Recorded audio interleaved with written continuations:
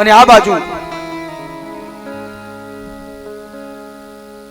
મહાભારતની અંદર એક પ્રસંગ આવે છે કે ભીષ્મ પિતાનું મરણ અને ભીષ્મ પિતાને મૃત્યુના શયા ઉપર શા માટે સુવડાવવામાં આવ્યા છે, શા માટે એમને આવું દુઃખ પડ્યું, શા માટે એમને એ ભીષ્મ પિતા એટલે મહાભારતનું મોટામાં મોટો માણસ સાહેબ, મોટામાં મોટો જ્ઞાની પુરુષ આખા મહાભારતની અંદર કઈ હોય તો એ ભીષ્મ પિતા છે. અને એને ભગવાને આ સજા શા માટે કરી? અને ભીષ્મ પિતાનું મરણ કેવી રીતે થાય છે જોવા માટે ત્યાં ગાંધર્વો પણ છે, ઋષિ મુનિઓ પણ છે, જેને જેને ઈચ્છા હતી બધાય ત્યાં આવ્યા છે. આ બાજુ ધર્મરાજાને ભગવાન ઉપદેશ આપે છે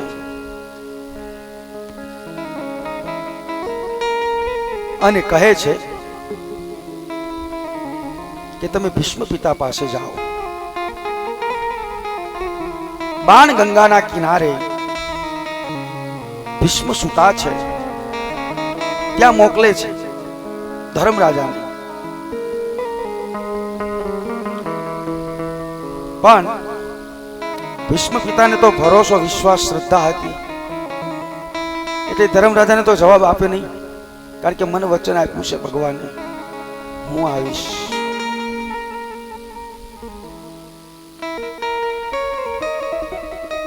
ભીષ્મ પિતા કહે છે કે હે ધર્મરાજા, હું કાળને આધીન નથી. તું એવું ન વિચારીશ કે કાળ મને લેવા નથી આવ્યો એટલે મારું મૃત્યુ નથી થતું. હું કાળને આધીન નથી, હું તો કૃષ્ણને આધીન છું એટલે જીવું છું. હું તો ઈશ્વરને આધીન છું એટલે જીવું છું.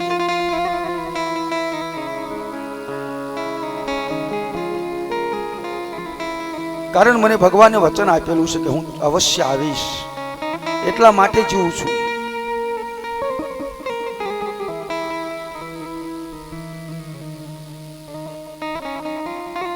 જેવી રીતે કૌરવ અને પાંડવના યુદ્ધમાં ભીષ્મ પિતાને બધા દાદા કહીને બોલાવે છે, ભગવાન કૃષ્ણ એમને દાદા કહીને જ બોલાયા છે. પણ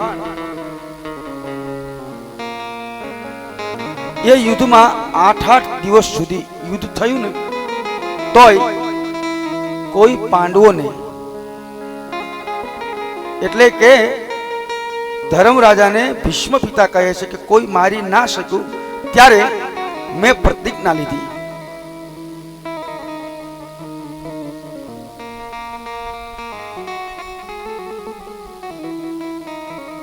કે જ્યાં સુધી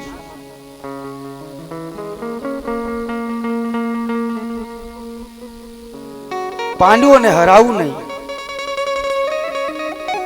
ત્યાં સુધી મને ચેન નહીં પડે. એટલે એક દિવસ દુર્યોધનના ધર્મપત્નીને ભીષ્મ પિતાએ એવું કહેવરાયું કે આજે રાત્રે 12 વાગે હું જ્યારે ધ્યાનમાં બેસું ત્યારે તમે ત્યાં આવજો. તો ભગવાન કૃષ્ણને ખબર હતી જો ભીષ્મ પિતા આને વચન આપી દે તો ચોક્કસ પાંડવનું મૃત્યુ થાય. એટલે પૈસાવાળા હોય ને, પૈસાવાળા બહુ, એના ઘરે છોકરા ને દીકરા ને બહુ બધા મોડા જાગે. જેની પાસે સત્તા હોય, પૈસા હોય ને, એના ઘરે છોકરા ને બહુ બધા 9 વાગે 8 વાગે જાગે. તમારે તો એવું નહીં, અમારી એ બાજુની વાત કરું.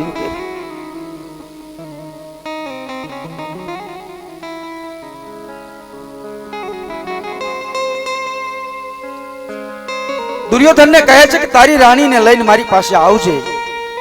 તું કહેશ ને કે 8 દિવસ યુદ્ધ ચાલ્યું પણ પાંડવોને કોઈ મારી ન શક્યું, તો તારી રાણીને લઈ અને રાત્રે 12 વાગે જ્યારે હું ધ્યાનમાં બેસું ત્યારે તું આવજે, અને ત્યારે હું તારી રાણીને આશીર્વાદ આપીશ. શેનો આશીર્વાદ આપવાનો હતો? અખંડ સૌભાગ્યવતી, એટલે તારું મૃત્યુ નહીં થાય. પણ હવે આની પાસે તો રાજ હતું, રાજા હતો, એટલે ઘરે જઈ અને પછી રાણીને કીધું કે એક કામ કર કે શું અત્યારે આપણે બેન નહીં લેવી, સવારે કપડાં જ પહેરવાના રહે, પછી સવારે મોડું ન થાય એમ. પૈસા વાળા નવું આવ્યું રાતે નહીં લે એટલે સવારમાં મોડું નહીં. એવું બધું આપણે નાના માણસો ન હોય સવારમાં જાગી નાવું ને ધોવું. પૈસા વાળાને એવું ન હોય. તમારે તો અહીં સારું છે, બધા વહેલા જાગો છો તમે, હાવું પહેલા જાગી જાવ છો, એ સારું છે. ને અમારે ઇનકે તો વહુ પેલા જાગે જ નહીં, હાવું જાગે ને પછી બાણા હાવું ખકડાવ ત્યારે વહુ જાગે. અમારી બાજુ એવું. તમારે આનકીર બહુ સારું છે. હું આ 4 દિવસ શું ને જોઉં છું બધું.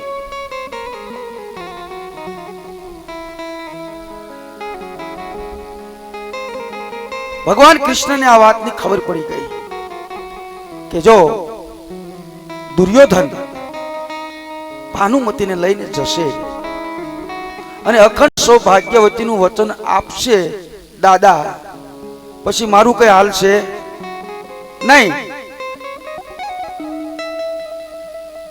દુર્યોધન હમી હાનમાં હુઈ ગયો.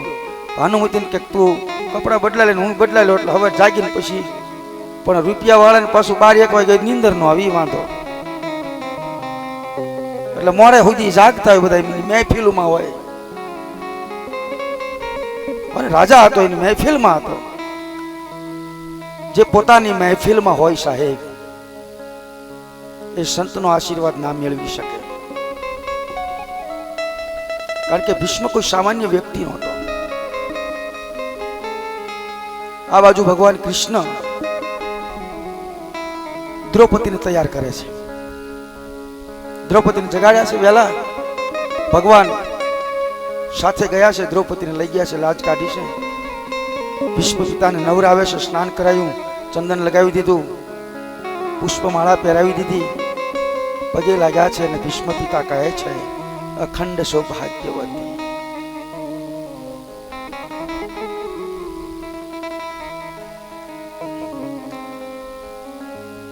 વરદાન તો મળી ગયું. ભીષ્મ પિતા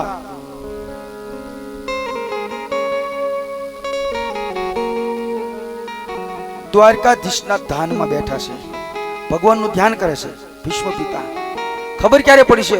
વરદાન આપી દીધા પછી ધ્યાનમાં બેઠા છે, એટલે દ્વારકાધીશ દેખાય તો છે પણ ખંભે કામળી છે,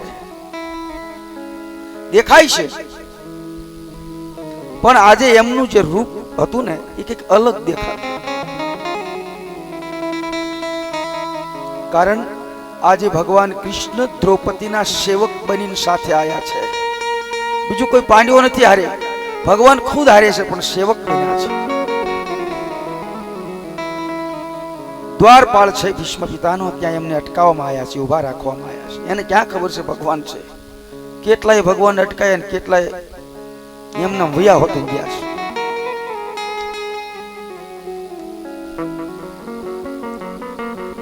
શું કામ અટકાયા છે?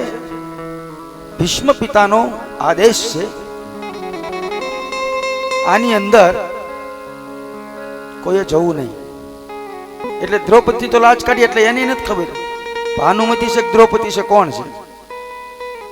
અંદર વ્યાઈ ગયા.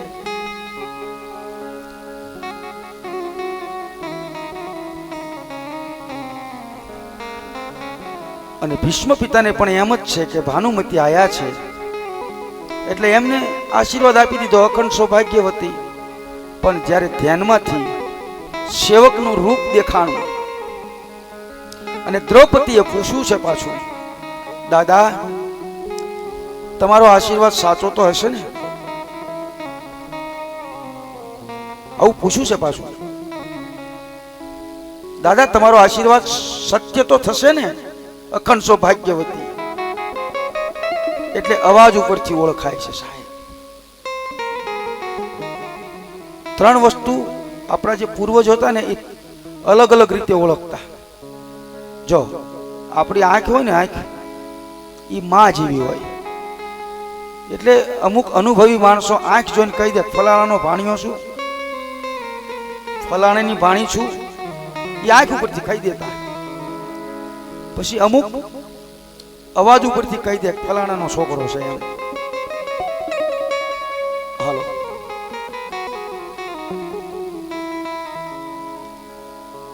આંખ માની હોય છે, અવાજ બાપનો હોય છે અને હૃદય ગુરુનું હોય છે સાહેબ. અને સત્ય ન લાગતું હોય તો ઘીરે જઈને અરીસામાં જોઈ લેજો. આપણી આંખ છે ને આપણી માં જેવી હોય સાહેબ, હૃદય ગુરુ જેવું હોય અને અવાજ બાપ જેવો હોય.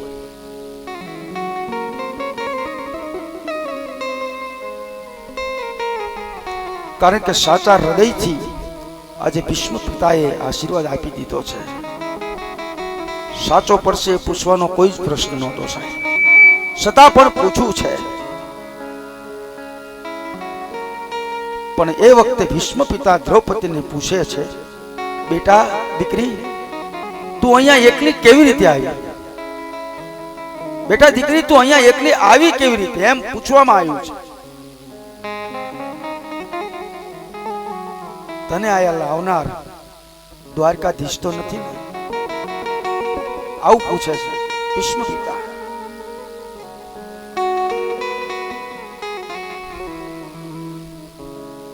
અને દ્રૌપદી કહે છે, દાદા મારી સાથે દ્વારકાધીશ છે. પછી દાદા બહાર આવે છે. અંદર આવવાની તો મનાઈ હતી, અંદર જવાય નહીં. દાદા બહાર આવે છે, દોડતા દોડતા આવ્યા છે એટલી ઉંમરે.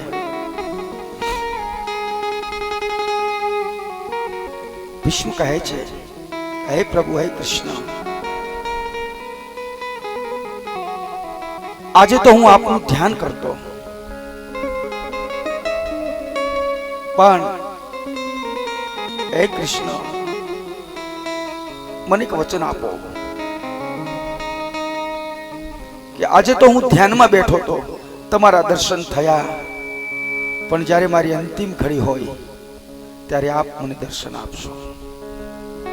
આ એ વખતનું વચન હતું સાહેબ. એટલે અહીંયા ભગવાન કૃષ્ણ કહે છે, ન તો હું અર્જુન માટે, ન તો હું દ્રૌપદી માટે, ન તો હું સુભદ્રા માટે, ન તો હું કુંતાની માટે, કોઈની માટે નથી આવ્યો. હું આવ્યો છું કેવલ મારા ભીષ્મ પિતાની માટે.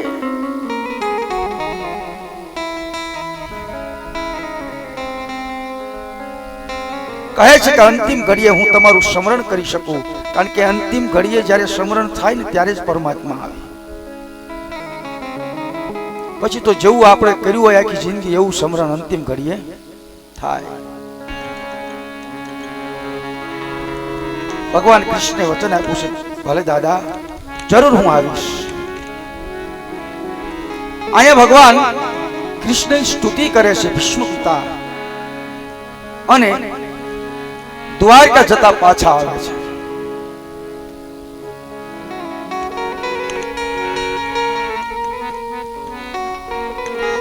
અને પછી ભગવાન ભીષ્મ પિતા બાણ શયાની ઉપર સૂતા છે ને, ત્યાં થોડી હસી મજાક કરે છે ભગવાન કૃષ્ણ. કોની સાથે ખબર છે? પહેલા તો ધર્મરાજાને મોકલ્યા, અને પછી ભગવાન કૃષ્ણ આવે છે. એટલે ભગવાન કૃષ્ણ ભીષ્મ પિતાને કહે છે કે દાદા, કે હા, કે ધર્મરાજાને તો એવું લાગે છે કે આ બધાને મેં જ મારી નાખ્યા છે, જો આટલી મજાક કરી છે ખાલી. ધર્મરાજાને ધર્મ સમજવા માટે મોકલ્યા હતા, અને અહીંયા ભગવાન કૃષ્ણ કહે છે કે ધર્મરાજાને તો એવું છે બધાને મેં મારી નાખ્યા છે, અને મારા લીધે જ બધાનો સર્વનાશ થઈ ગયો.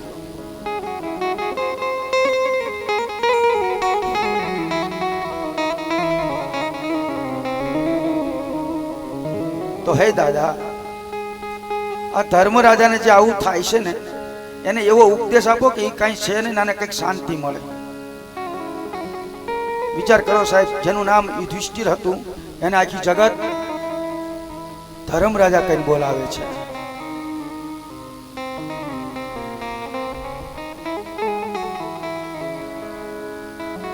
એને ઉપદેશ આપે છે.